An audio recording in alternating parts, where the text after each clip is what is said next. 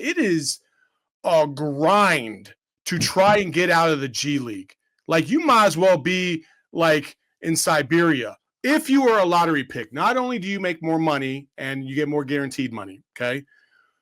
But because you are a lottery pick, that franchise is going to invest as many resources as possible to get you up to speed as fast as possible so you can hit the floor running or hit the ground running in the NBA. They do not want to ship you off to the G League because an NBA lottery pick going to the G League is not a great sign.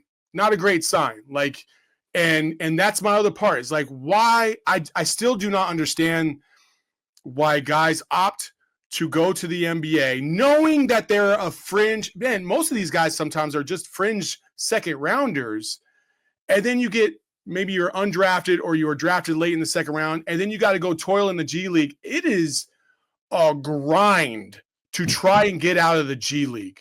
Like, you might as well be like in Siberia. I don't care what anybody says, unless you are just there's guys in the G League that are averaging 30 points a game and can't even get an NBA sniff. Nope. Like, that's real talk. Like, so why, as a young kid, would I want to subject myself into a situation where I have very little control? I have support, but it's not like the support you get when you're on campus and within those facilities and the people that are around you. Like, it's just different, right? You're a professional. You are not a kid anymore in their regard. So that is a major, major factor. And then the last thing, the development. The development matters. And yeah, you're going to develop when you're playing against grown-ass men. Like, you're going to be forced to. However, the opportunity to develop in the NBA against NBA players in NBA games is going to be very limited if you are not considered ready to go, and especially if you are not a lottery pick. That is a very hard position to be in. My case in point, let's talk about the development of the player in the Arizona system, right? I want to look at three players, okay? I want to look at Jason Terry. I want to look at Sean Elliott. And I want to look at the third one was Derek Williams, okay? Pull up the graphic there, Kevin. So this graphic is, I'm sorry, Jason Terry, Sean Elliott, and Andre Iguodala, not Derek Williams, okay?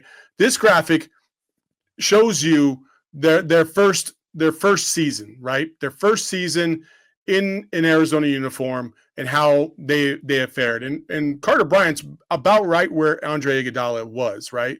Sean Elliott obviously was the bell cow of this. Jason Terry didn't get a lot of run, averaged like 9 minutes a game, whatever, okay? This is their development into their second season. Big jump, okay? Because why? They get more experience. They get more solidified within their system. They feel more comfortable. All three of these guys just happen to be Lute Olson guys. And they significantly improve their stock year over year. And in fact, Andre Iguodala left for the NBA after his second season. Sean Elliott had one more after that. And then after that, it goes from there. So, like, you got to make sure that as you're moving along this, that you understand that. You understand the development. And that's just scratching the surface. Let's talk about Tommy's guys, okay? The last season before Tommy, and then the season after when they got to play for Tommy, okay? Three guys. Go ahead, pull up the graphic. So we're going to have Keshad Johnson and Benedict Mathurin, okay? Mathurin, obviously, he was all everything in the Pac-12. He was a great player. First season, this is with Sean Miller. Keshad Johnson, his last season was at San Diego State. This is where they're at. Then you move over to the next season. Boom. Significant jumps, okay? And the thing about Keshad Johnson that nobody's going to talk about, his shooting, to me, was on display a little bit more. He averaged, I think he was like a 38.7% three-point shooter. He shot 3 times as many threes as he ever did at San Diego State. Because of the system that he was in now, it wasn't so defensive dominant like Fisher liked to run out in San Diego State. It was more like get out and run and, show your athleticism. And because of that, he did get undrafted, but he had such great potential that the Miami Heat pulled him in, and he's gotten onto the floor for the Miami Heat. He's played. He's a great player. He's one of those rare guys that they were like, we know we want to use this kid because he's really, really good. He's dynamic. He can guard a lot of positions. And that's because Tommy was able to give him the opportunity to be able to flourish in a system that showcased his athleticism a little bit better than San Diego State did. Benedict Mathurin, much the same way. We already know about Benedict, and he was obviously a lottery pick because of Tommy Lloyd, straight up. Whether you want to agree with it or not, that's the fact. Anyway, I digress. No, and you make a lot of great points. And for me, I'll sum it up like this. When you're playing college ball, you have people rooting for you. You have a coach that's invested in your development. You have a fan base. You have an athletic training staff. Not to say that they're not invested in you at the NBA level, but in the NBA level, you instantly, the moment you stop playing college basketball, you turn into a one-person business. Yep. You are the owner of that business. If you want to stay after practice and get up extra shots, you can. If you want to hire a chef to cook your meals, you can. Like, you become in business for yourself. No one else benefits from how you run your business except you. There's no one rooting for you. Everybody that you're dealing with, you have to pay them. You have to pay your trainer. You have to pay your agent. You have to pay everybody.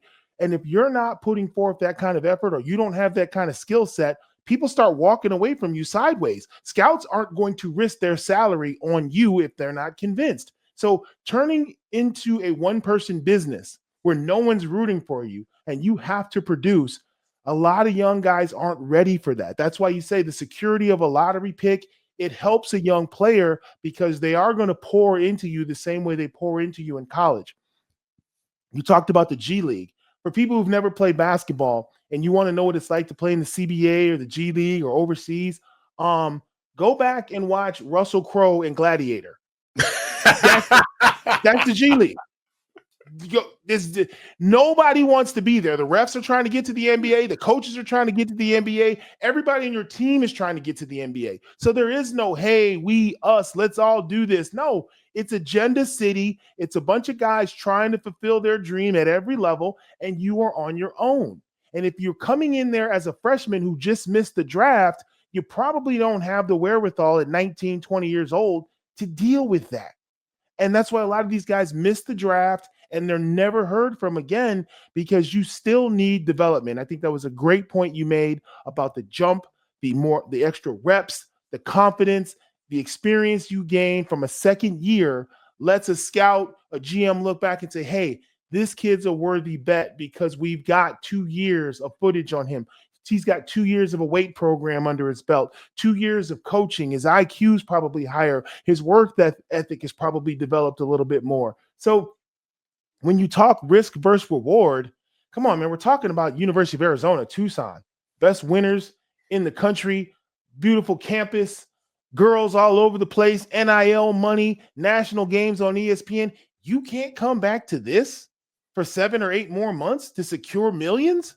Like, it blows my mind, but you'll have a lot of people who will jump out there, not get drafted, and then end up in the ring with Russell Crowe getting killed, and they're never heard from again.